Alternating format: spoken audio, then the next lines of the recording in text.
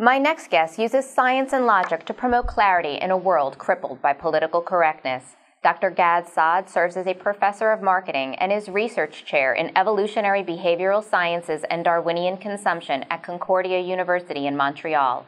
He is also the host of his own series, The Sad Truth, which airs both on YouTube and via the Aura Network at unsafespeech.com. Dr. Saad, thank you for joining me. Well, thank you so much for having me. It's a great pleasure to be with you. Likewise. Now, Dr. Saad, you are a big proponent of unsafe speech, creating those unsafe spaces that are so uncomfortable for social justice warriors. I was wondering if you could talk to me a little bit about, your lecture, a lecture that you recently gave at Ottawa University, kind of touch on some of the highlights of that lecture and your work in general in this crusade to rid the world of political correctness. Right. So this was a lecture that I gave in late January. It was organized by the Institute for Liberal Studies, and it was hosted by the University of Ottawa. And basically, I was trying to document how thought police, language police, identity politics, sort of the culture of perpetual victimhood, all conspire to create environments where people don't feel comfortable in just speaking whatever's on their mind, and especially in the context of a university setting where that's exactly what we should be promoting, it becomes a problem. And that's exactly what I was trying to highlight in that particular lecture. Absolutely. Can you give us some examples of some of the worst offenses, the worst assaults you've observed of, there are so many of them, but maybe just pick out a few highlights and Right. Just generally talk about what the tactics are of these social justice warriors. What is their ultimate goal? Well, the ultimate goal, before I get into specific examples, is to control the narrative, right? I mean, so if you live in the Middle East and you say something that is contrary to, say, Sharia law, well, then we can behead you. Well, in the West, we can't behead you, but we can try to tarnish your reputation. We can try to create an environment that makes it so scary for you to utter a syllable out of place that you might engage in self-censorship. And so what the social justice warriors are ultimately doing is they are controlling what can or can't be said. And in so doing, they then win the debate within the public discourse setting. Examples, well, so there was a recent example at Northwestern University where a professor who was otherwise a staunch feminist, her name is Laura Kipnis, was basically writing a rebuttal article questioning this idea of sort of pervasive culture of rape on campuses, right? She was simply exercising her academic freedom to offer a alternative narrative to this idea that, gang rapes are happening all over campuses. And because she dared write that article, she then faced what's called a Title IX, action, which basically says that by her writing such words, she was creating an unsafe space for future generations of female students who might otherwise now no longer feel comfortable reporting rape because of her position. And that actually went through all sorts of very draconian mechanism. She was finally vindicated, but that's one example of how simply her writing an article led her down a very dark Orwellian path. No, definitely. And what I think is most staggering, mind-blowing to all of us is how could university or college administrators allow this to happen? This is such a gross assault on academic freedom. As academics, you, for example, could just keep your head down, do your research, continue doing your lecturing, not rock the boat.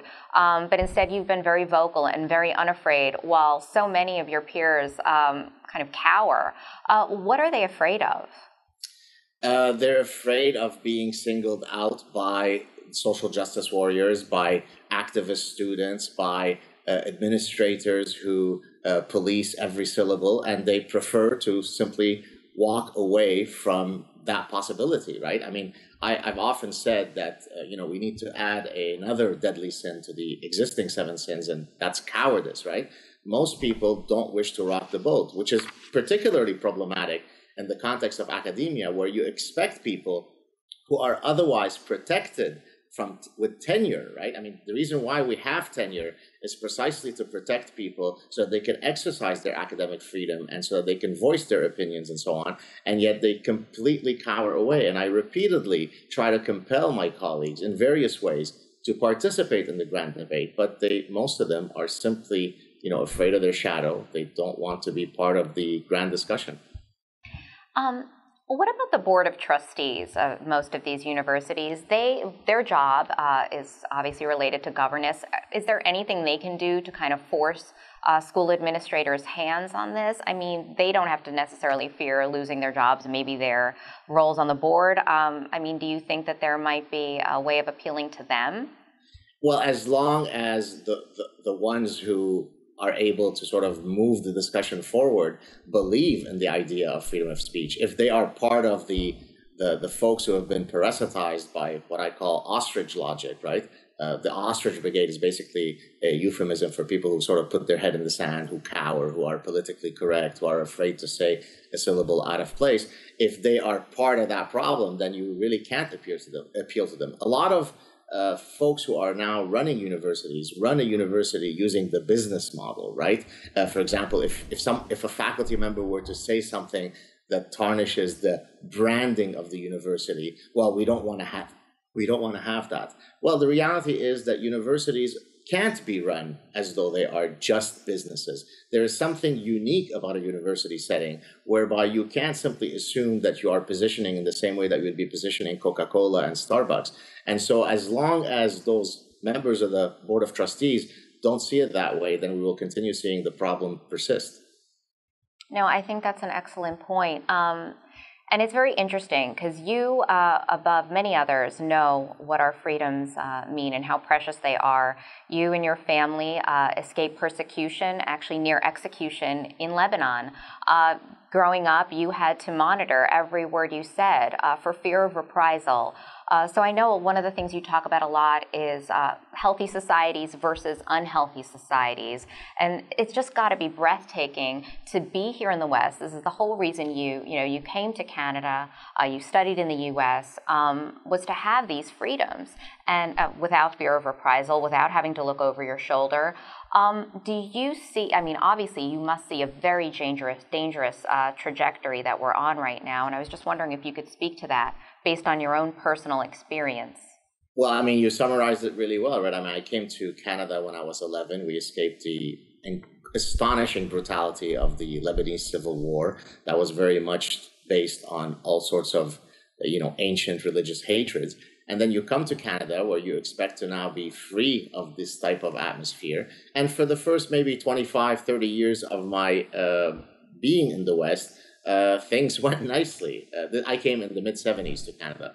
But over the past 10 plus years, the pendulum has really swung, so much so that in many cases, it's almost a replication of the things that I ran away from in the Middle East. Not in the sense of being afraid for my life necessarily, but in that you do feel that there is sort of someone watching over you, ensuring that you don't say the wrong thing. And that's grotesque, and that needs to stop.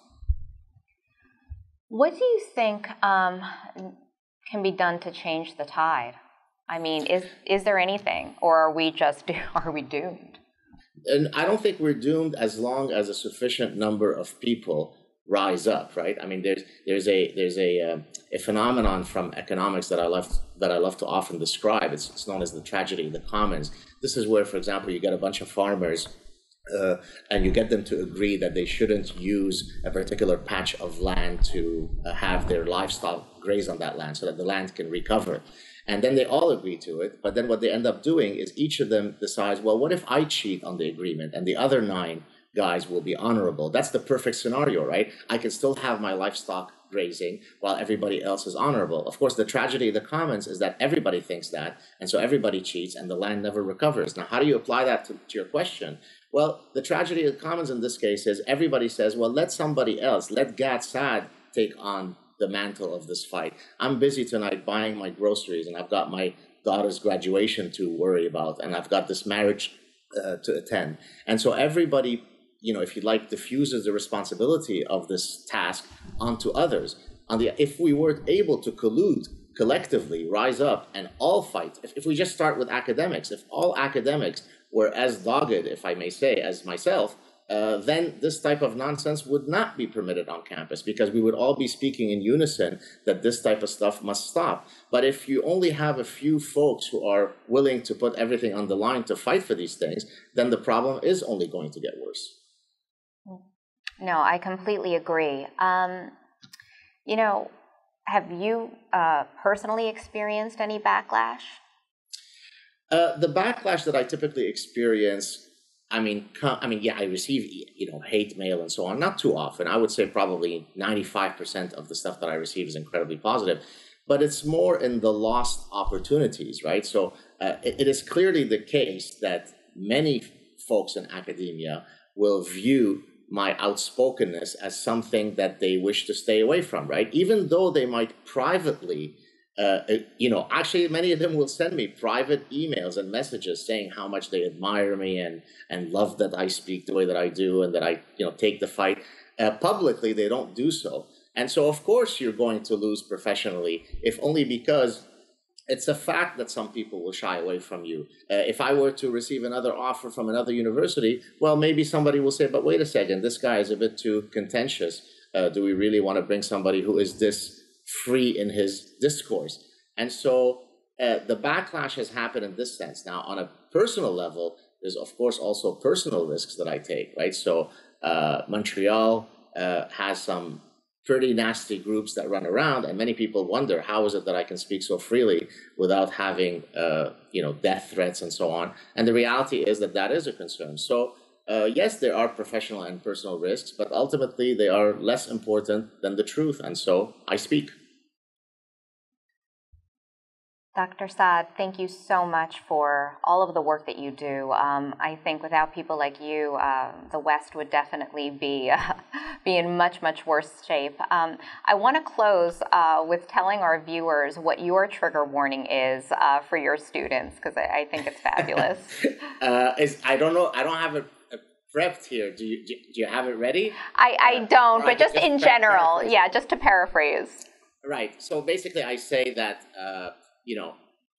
life is a trigger warning, right? And so if you basically want to navigate through life, simply navigating through life, having a functioning brain is your trigger warning, right? And so I don't play that game whereby I warn students that there will be all sorts of triggering things in my course.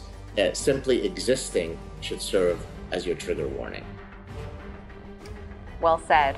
Thank you, Dr. Saad. Pleasure. Thank you so much.